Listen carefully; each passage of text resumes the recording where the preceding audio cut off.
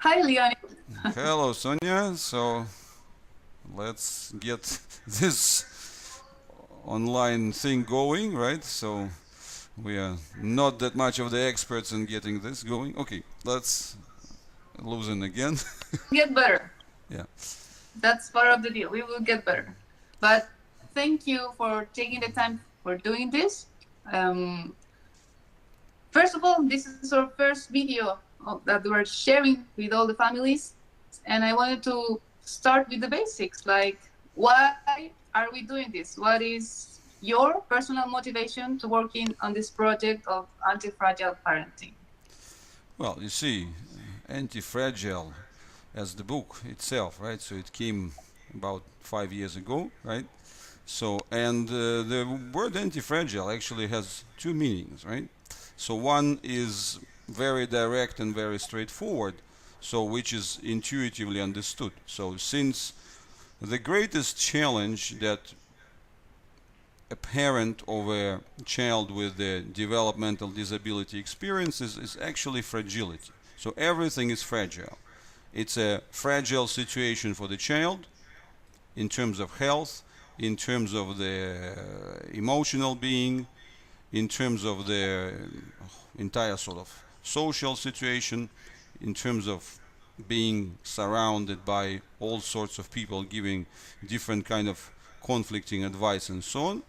And at the same time, it's the situation that is fragile for the parent, because the fact is nobody has prepared you to become a parent of a child with special needs, and So that's really that's the kind of the challenge. question. Like, you are well known as in the rehabilitation field, but it's interesting why you're focusing on the parents. Why do you think it's so important to work with us and help us?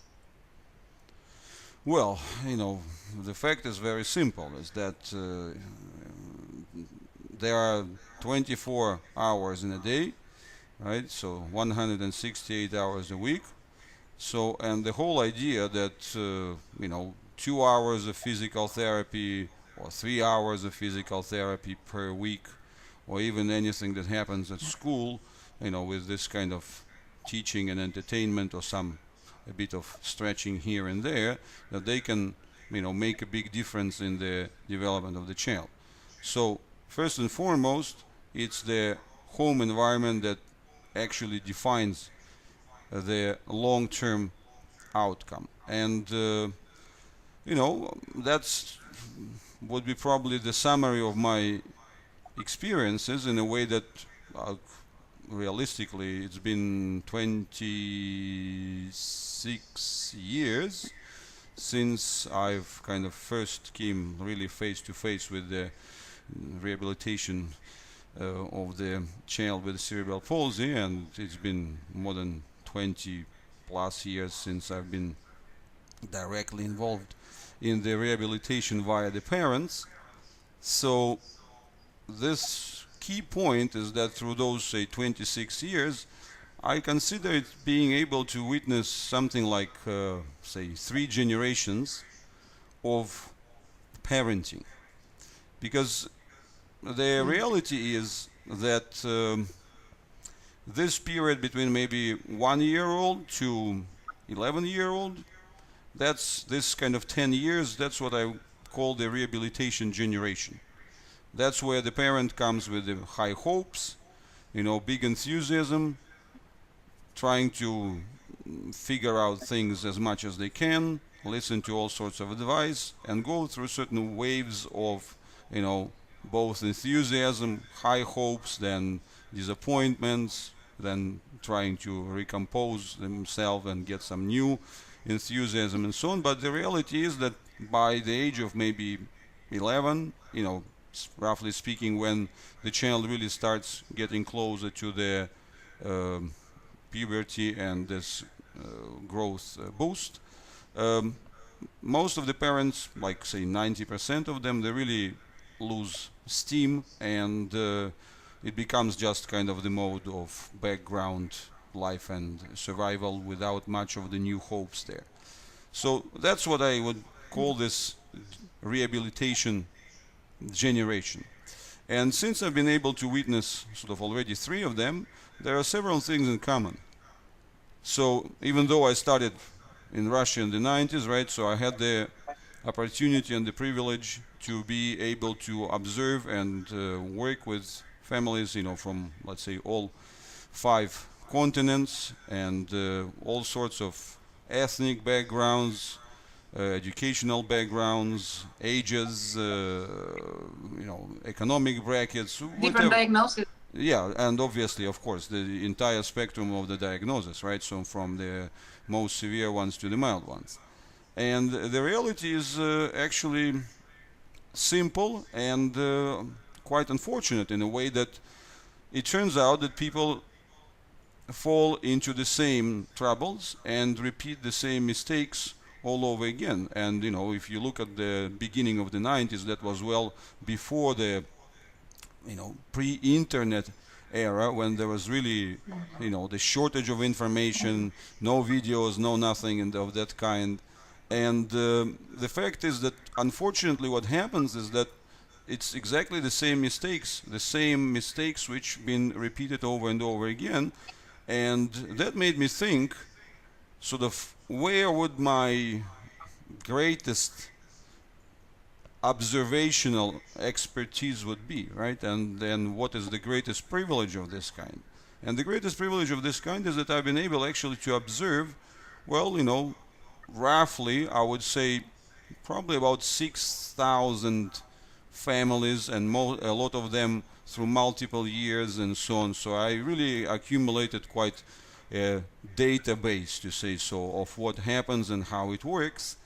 And that came with 2 basic conclusions.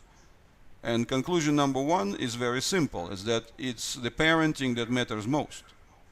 It's those small increments of how you taking care of the child, how you're handling the daily interactions, how you are trying to influence and modify, and at the same time how you respond to your child's behavior.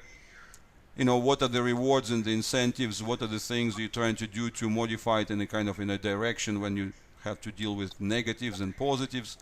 So it's all these multiple things, those, let's say, several thousand micro events per day that are happening through parenting that are actually defining the long-term outcome.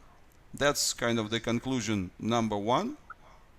And through this conclusion number 1 comes a very simple thing, that, you know, sometimes you face the scenarios where the child is really severely affected, and you know, you're really being surprised and amazed how much they progress thanks to their high quality parenting, right? So which is based on being, you know, in that being mindset, in being able to match the child and meet the child and then develop from there and so on.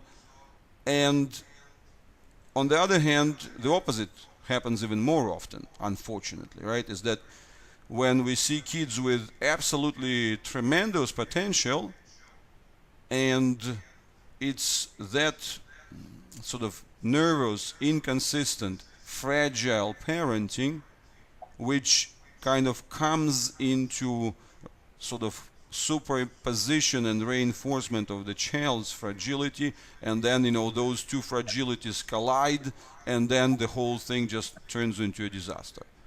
So that unfortunately happens a lot more often, and that's why I believe that this is really the essence of this whole project, is to try to share as much as possible this observations in those lessons, right? And that brings us to this point number 2. And the point number 2 is that I'm not really a parenting theorist, right? I'm not, you know, a psychologist by any means, or whatever, the social, you know, educator or any kind of that. But I'm a relatively observant person, right? And I had the opportunity to trace both the development of the children with special needs, as well as the children, as well as the siblings who come around the entire sort of family package. And these are certain traits which I've been able to just observe over and over again, which bring, if we put it that way, the quality of life and the child's progress success.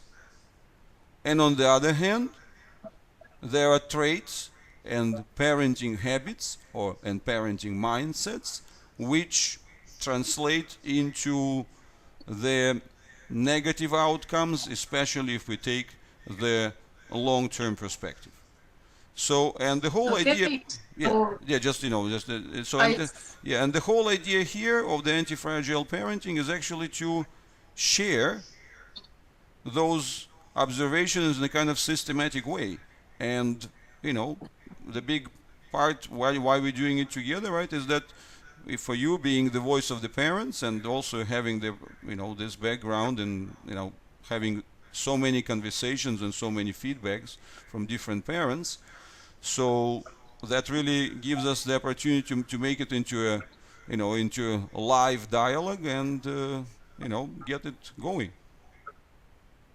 Okay, great. I see that we have a lot of things to talk about, and well, we should stop this conversation here and look forward for the next one. All right, so I hope that sets more or less the tone for this, and I would apologize for having too much of a monologue part, right? So, but we'll try to keep it into a dialogue fashion as much as possible. We love you as you are. Okay, thank you. Bye.